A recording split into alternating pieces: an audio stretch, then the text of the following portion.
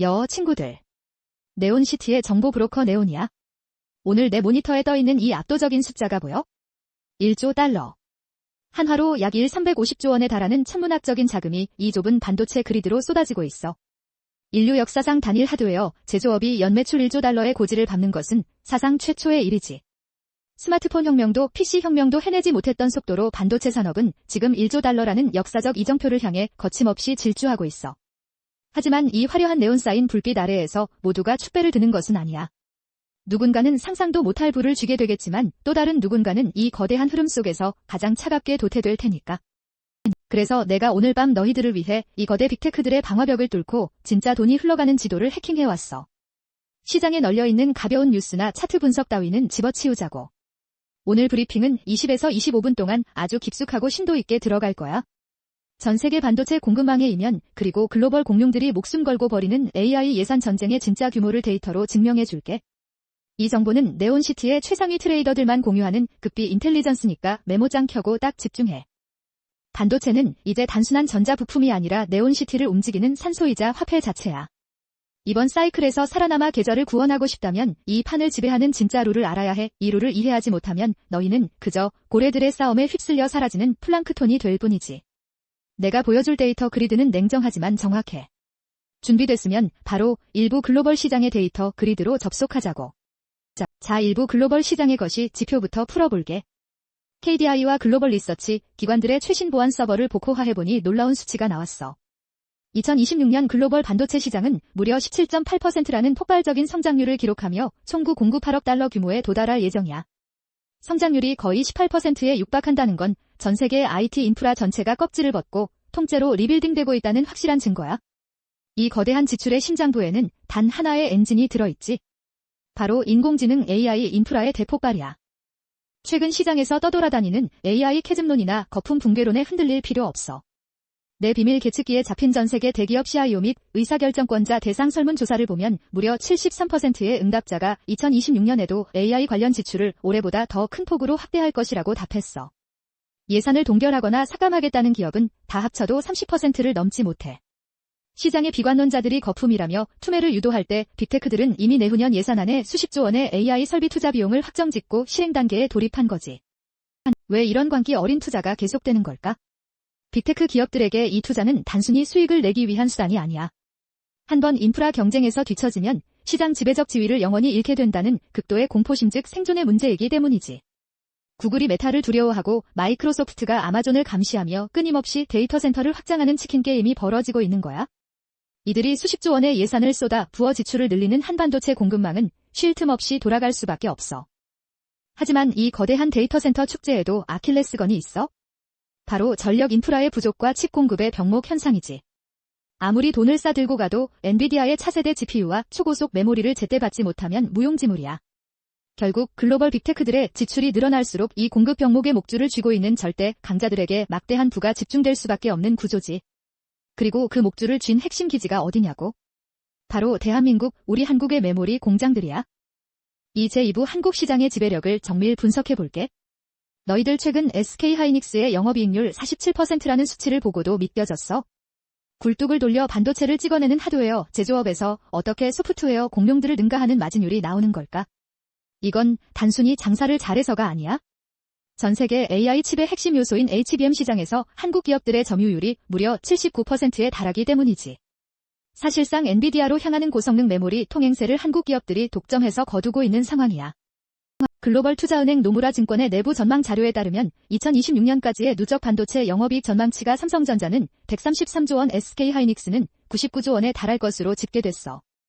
양사 합산 무려 232조 원이라는 천문학적인 이익이 한국 반도체 섹터로 흘러 들어온다는 의미야. 제조업 역사상 이 정도로 짧은 기간에 특정 국가의 단일 산업으로 부가 집중된 적은 없었어. HBM은 이제 단순한 제품이 아니라 권력 그 자체야. 물론 삼성전자가 HBM 공급 승인 지연으로 다소 삐걱거렸던 건 사실이야. 하지만 공급 부족이 워낙 극심한 탓에 빅테크들은 결국 삼성의 물량까지 받아 쓸 수밖에 없는 구조적 한계에 부딪혀 있어. SK하이닉스가 기술적 우위로 초고마진의 단물을 먼저 빨아먹으면 삼성전자는 압도적인 양산 캐파를 무기 삼아 물량 병목을 해소하는 톱니바퀴 동맹이 가동되고 있지. 이 동맹이 깨지지 않는 한 한국의 지배력은 공고해. 글로벌 빅테크 기업들이 전력 부족을 해결하기 위해 자사 맞춤형 AI 반도체를 설계하기 시작했어도 메모리만큼은 한국산 초고속 HBM과 DDR5를 대체할 대안이 전혀 없어. 독점적 지배력이라는 방패를 든 채 200조 원이 넘는 자금을 빨아들이는 괴물들의 시대, 이것이 현재 한국 반도체의 진짜 모습이지. 하지만 언제나 완벽해 보이는 방패에도 실금은 가는 법이야. 장막 뒤에서 들려오는 리스크의 차가운 경고음을 3부에서 낱낱이 밝혀볼게. 3부에서는 이 축제의 이면에 감춰진 서늘한 음모와 리스크를 해킹해볼게. 가장 먼저 마주한 위협은 미국의 대중국 반도체 규제 장벽의 확대야. 미국 상무부의 비밀 문서를 엿보면 단순히 중국으로의 미세 공정 장비 반입을 막는 것을 넘어 한국이 생산하는 첨단 HBM 메모리 자체를 중국 빅테크들이 구매하지 못하도록 차단하려는 움직임이 포착되고 있어. 중국이라는 거대한 캐시카우 시장의 문이 닫히면 메모리 업계의 재고 압박은 순식간에 임계점을 넘을 수 있어. 두 번째 리스크는 중국 반도체 공장들의 끈질긴 추격과 장비 갱신 주기야. 중국은 정부의 무제한 보조금을 받아 메모리 자급률을 폭발적으로 끌어올리고 있어. 특히 비첨단 내 것이 공정의 장비 갱신 주기가 도래하면서 중국 내 로컬 장비사들의 점유율이 올라가고 있지. 이는 ASML이나 도쿄일렉트론 같은 글로벌 장비 기업들의 중국 매출 비중을 흔들고 결국 장기적으로 내 것이 메모리 단의 가격이나 치킨 게임을 유발할 위험 요소야. 그리고 투자자들이 가장 두려워해야 할 경고음은 바로 골드만삭스의 서늘한 보고서야. 골드만삭스는 주요 메모리 메이커들의 무리한 HBM 설비 투자 증설이 내년 하반기부터 공급 과잉을 낳을 수 있고 이로 인해 HBM 가격이 10% 이상 폭락할 수 있다고 경고했어. 영업이익률 47%라는 달콤한 마진이 급격히 저물며 반도체 기업들의 주가가 실적보다 훨씬 빠르게 선반영되어 주저앉을 수 있다는 뜻이지. 이처럼 반도체 시장은 초고수익의 달콤함과 지정학적 규제에 덧뿌리고 과잉 공급이라는 부메랑이 한데 얽힌 초고위험 구역이야. 그렇다면 우리는 이 안개 속에서 언제 도망치고 언제 진입해야 할까? 뉴스가 나온 뒤에는 늦어. 우리 정보 브로커들이 매일 아침 모니터링하는 6대 선행지표를 4부에서 하나하나 가르쳐 줄게. 계절을 살리고 싶다면 이 지표들을 반드시 기억해둬. 자, 4부에서는 브로커의 눈 역할을 하는 6대 선행지표 대시보드를 열어볼게. 첫 번째 추적 지표는 디램 현물 가격이야. 대기업 간의 고정 거래가와 달리 현물가는 용산이나 신천 같은 시장의 실시간 수급을 반영하지. 현물가가 반등하기 시작하면 약 2-3개월 뒤 고정 계약가도 따라올라 실적이 개선되고 반대로 현물가가 꺾이면 공급 과잉이 시작되었다는 가장 확실한 예보야. 두 번째는 빅테크의 HBM 추가 오더율이야. 추가 주문이 뜸해진다면 빅테크들이 이미 확보한 재고를 소화하는 조정기에 들어섰음을 감지할 수 있어. 세 번째 지표는 네덜란드 ASML의 신규 EUV 노광 장비 수주 잔고야. 반도체를 미세하게 조각하는 이 장비는 주문 후 인도까지 최소 1년 이상 걸려. ASML의 장비 수주 잔고가 눈에 띄게 줄어든다는 건 전 세계 반도체 제조사들이 미래 생산량 확장을 포기하고 보수적인 긴축 모드로 돌입했음을 보여주는 선행 신호야. 이 수치가 꺾이면 메모리 주가도 동반 조정을 겪을 확률이 극도로 높아져. 네 번째 지표는 엔비디아의 분기 실적 가이던스야. AI 생태계의 절대 권력인 엔비디아가 제시하는 미래 전망의 높이가 반도체 섹터 전체의 주가 수익 비율 한도를 결정하기 때문이지. 다섯 번째는 대만 TSMC의 월별 매출 지표야. 한국의 HBM은 결국 TSMC의 코어S 공정에서 GPU와 최종 패키징되어 출하돼. 따라서 TSMC의 월간 매출 성장 속도가 더뎌지면 메모리 공급망 전체에 병목이 생겼다는 뜻이야.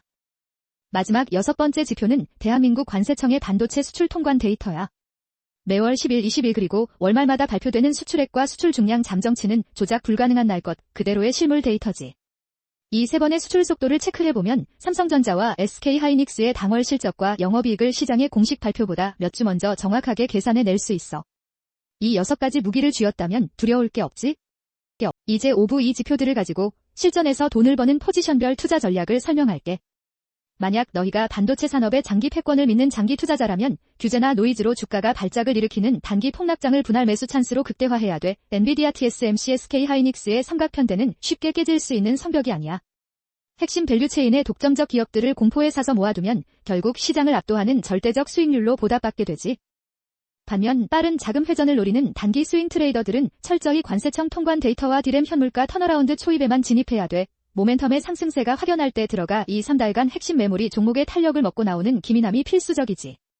개별 종목의 널뛰기 변동성이 부담스럽다면 한미반도체나 이오테크닉스 같은 핵심 HBM 장비 소재 기업들을 한 바구니에 담은 국내외 특화 ETF 포지션을 조율해 리스크를 해지하는 것도 매우 영리한 방법이야. 올해 하반기 너희의 투자 캘린더에 붉은색 잉크로 마크해 두어야 할 필수 일정도 유출해줄게. 엔비디아 차세대 AI 칩인 블랙웰의 본격적인 양산 추락 개시 시점 마이크론의 실적 발표일 그리고 미국의 대중국 반도체 장비 추가 규제 법안의 안착 시점이야. 이 세 가지 모멘텀이 현실화될 때마다 시장의 거대한 자금 흐름이 리셋될 테니 눈을 떼지 말고 추적하라고. 오늘 긴 시간 동안 네온시티의 복잡한 반도체 그리드를 전부 해킹해 보았어. 마지막으로 내 터미널을 끄기 전에 이것 하나만 명심해. 시장의 파이가 커지느냐 작아지느냐는 핵심이 아니야. 진짜 돈이 벌리는 곳은 누가 이 공급망의 대체 불가능한 목줄 즉 수급 불균형의 보틀렉을 지배하는가이다. 그 독점적 지배자를 찾아내 베팅하는 것이 이 네온시티에서 살아남아 불을 거머쥐는 유일한 법칙이야. 오늘의 은밀한 브리핑이 너희의 눈을 틔워줬기를 바라. 내일의 시장에서도 털리지 않고 굳건히 살아남고 싶다면 지금 바로 구독 누르고 내 터미널에 상시 접속해 있어. 브로커 네온은 이만 로그아웃 할게. 다들 살아남으라고.